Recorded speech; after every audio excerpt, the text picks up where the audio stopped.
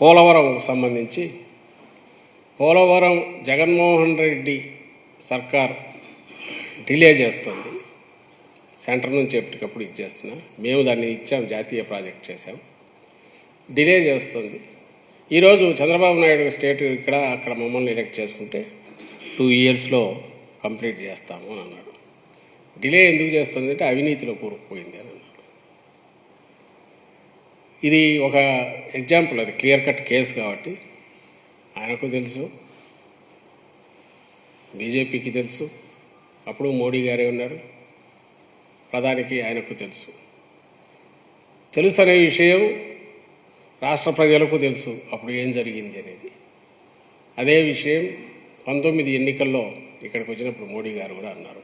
అది ఒక్కసారి ప్లే చేయండి.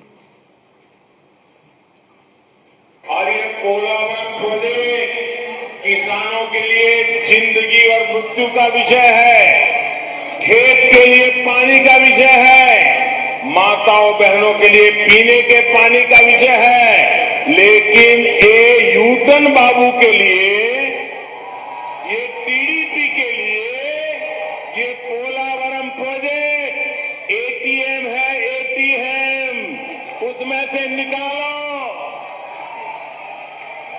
और भ्रष्टाचार का खेल खेलते रहो, यही उनका काम है.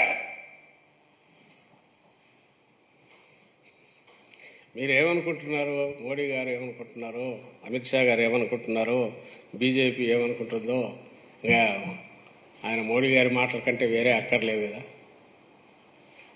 ఆయన ఆ రోజు మాట్లాడిన మాటల్లో మొత్తం దీన్ని ఒక సూక్ష్మంగా ఒక్క వాక్యం లేక తీసుకొచ్చారు. పోలవరం ప్రాజెక్టును చంద్రబాబు నాయుడు యూటర్న్ బాబు అని కూడా పేరు పెట్టాడు. చంద్రబాబు నాయుడు దాన్ని ఒక ఏటీఎం లాగా వాడుకుంటున్నాడు, పిండుకుంటూనే ఉన్నాడు. దాంట్లోంచి ఒక కామధేనులాగా ఇప్పుడు కావాలంటే అప్పుడు పిండుకోవడానికి ప్రాజెక్టు చేయాలనుకోవట్లేదు అని ఆ రోజు సాక్షాత్తు ప్రధానమంత్రి, ఇప్పుడు కూడా ఆయన మళ్ళీ ప్రధాని కావడానికి ఈ ఎన్నికల్లో కూడా పార్టీ ఇచ్చేస్తుంది. అండ్ అమిత్ షా గారికి కూడా ఈ విషయం తెలుసు. అది సహించలేకనే జనం రిజెక్ట్ చేశారు. ఈ విషయం తెలియదా, ఆయనకు తెలియదా? రాజకీయాల కోసం రాజకీయాలు మాట్లాడచ్చు, కానీ పాయింట్అవుట్ చేస్తారు ఇట్లాంటివన్నీ అనేది కూడా చూసుకోవాలిగా. రెండో విషయం, ఎలాగో పోలవరం వచ్చింది కాబట్టి చెప్పాలి.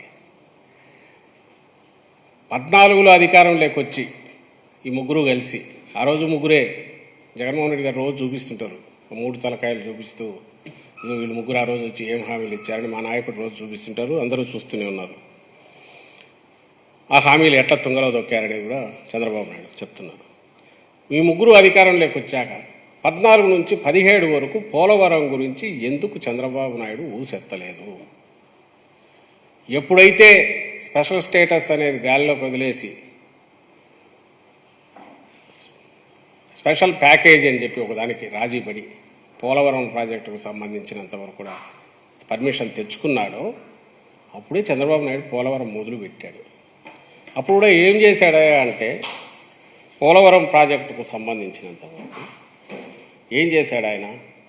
అప్పటి వరకు ఉన్నది 13-14 రేట్ల ప్రకారం ఉన్న కాంట్రాక్ట్ ఉంటే 60C కింద, క్లాస్ 66C కింద ఏ పర్ఫార్మెన్స్ నాన్ పర్ఫార్మింగ్ కాంట్రాక్ట్ సరిగ్గా చేయకపోతే కాంట్రాక్ట్ రద్దు చేసే దాని కింద రద్దు చేసి తనకు అత్యంత ప్రియమైన రామోజీరావు వియ్యంకులకు సంబంధించిన నవయుగ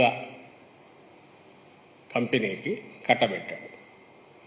13-14 రేట్ల ప్రకారం ఇవ్వాల్సిన ఒరిజినల్ అగ్రిమెంట్ ప్రకారము సేమ్ కండిషన్స్ కాంట్రాక్టర్ కూడా ఒప్పుకున్నాడు, అంటే 13-14 రేట్ల ప్రకారమే చేయడానికి.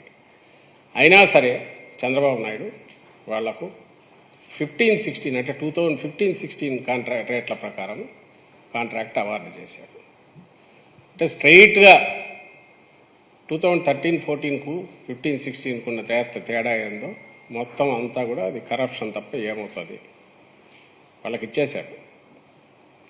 అది దాంతోపాటు చేసినవి చాలా ఉన్నాయి. వాళ్లకు కావాల్సినంత అమౌంట్ కానీ, వర్క్ జరగకపోయినా అడ్వాన్సులు ఇవ్వడం కానీ, మొబిలైజేషన్ అడ్వాన్స్ విపరీతంగా ఇచ్చేసి అంతకుముందు ఇచ్చింది అట్లే క్యారీ ఫార్వర్డ్ చేసుకోవడం కానీ, ప్రతిదానికి క్యాబినెట్లో పెట్టడం, అప్రూవ్ చేయించుకోవడం, అన్నీ బహుశా అంత చిన్న ముద్దుగా మురిపెంగా చూసుకున్న కాంట్రాక్టర్ ఎవరు ఉండింటారు. కానీ ప్రాజెక్ట్ కాలే. ఉన్న కాలువనే వెడల్పు చేయడము, పట్టిసీమ ఒకటి చేయడము, దీని దగ్గర మట్టి పనులు చేయడము, ఇది చేసి వదిలేశాడు. కాఫర్ డ్యామ్ అనేది కొత్తది తీసుకొచ్చాడు. కాఫర్ డ్యామ్తో నీళ్ళు ఆపి దాన్ని చూపాలని చూశాడు. అది హిస్టరీ, రెస్ట్ ఈజ్ హిస్టరీ. ఈరోజు ఆలస్యమైందంటే దేనికి అయింది నేను సెంట్రల్ గవర్నమెంట్కి తెలుసు, అందరికి తెలుసు. ఆ రోజు ఆయన చేసిన పాపం, చంద్రబాబు నాయుడు చేసిన పాపం, నాట్ ఓన్లీ పోలవరం తెచ్చుకొని తన ఆదాయం కోసం చూసుకోవడం, కాంట్రాక్టర్ తన వాడిని పెట్టి అడ్డంగా ఇంతకుముందు ఆయన మోడీ గారి మాటలో చెప్పినట్టు ఏటీఎం లాగా వాడుకోవడం తప్ప ప్రాజెక్టు పూర్తి చేయాలనేది చేయలే.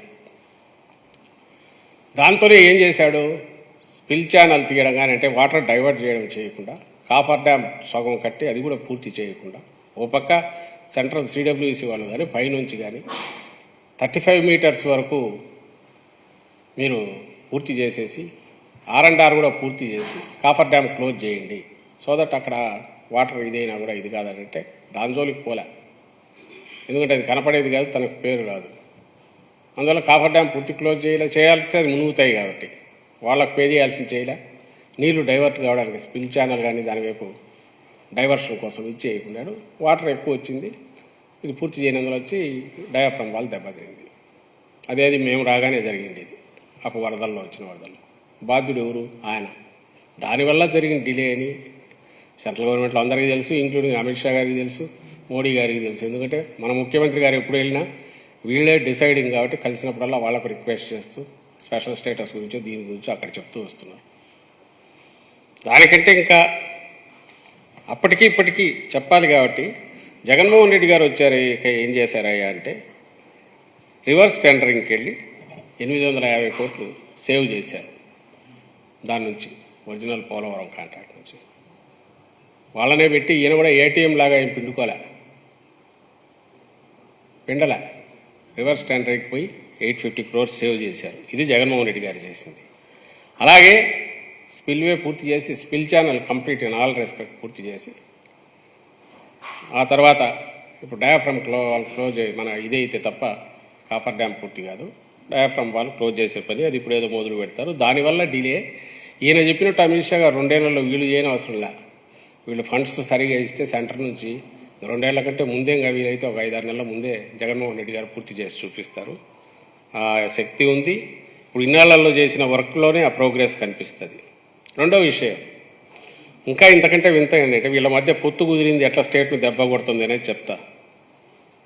మార్చి 7వ తేదీ నాటికి మొత్తం 12,900 కోట్లు దీంతో ఫస్ట్ ఫేజ్కి సంబంధించి 41.15 మీటర్స్ R&Rతో కలిపి 12,900 కోట్లతో ఓకే అయింది సెంటర్లో.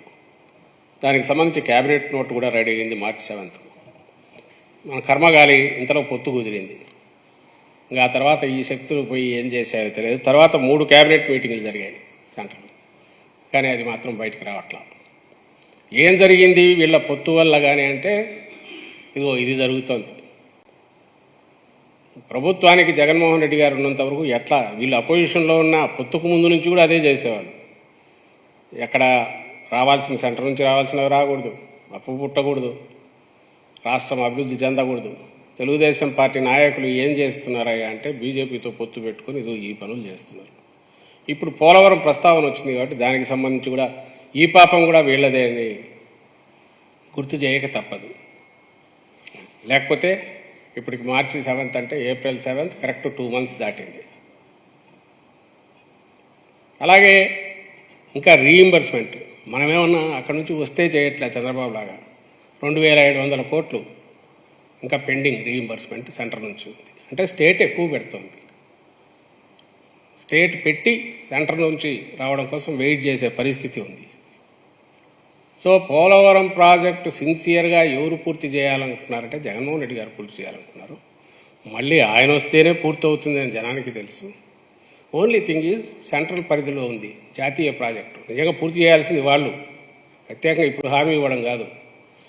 యాక్ట్లోనే ఉంది R&Rతో సహా మొత్తం పూర్తి చేయాలని. కాబట్టి తిరిపి వేయడమో లేదంటే దానం ధర్మమో కాదు. కానీ రాజకీయం పొత్తు కుదిరింది కాబట్టి నొక్కుతున్నారు, నొక్కేటట్టు ఇక్కడి నుంచి ప్రయత్నాలు చేస్తున్నారు. సో లోపం పాపం ఏదైనా ఉంటే చంద్రబాబుది, లేదా ఆయన ఒత్తిడికి గురవుతున్న సెంట్రల్ బీజేపీ నాయకులది, అక్కడున్న ఇంకా ప్రముఖులది ఎవరిదో అది అవుతుంది అనేది గుర్తుంచుకోవాల్సిందిగా నేను కోరుతున్నాను.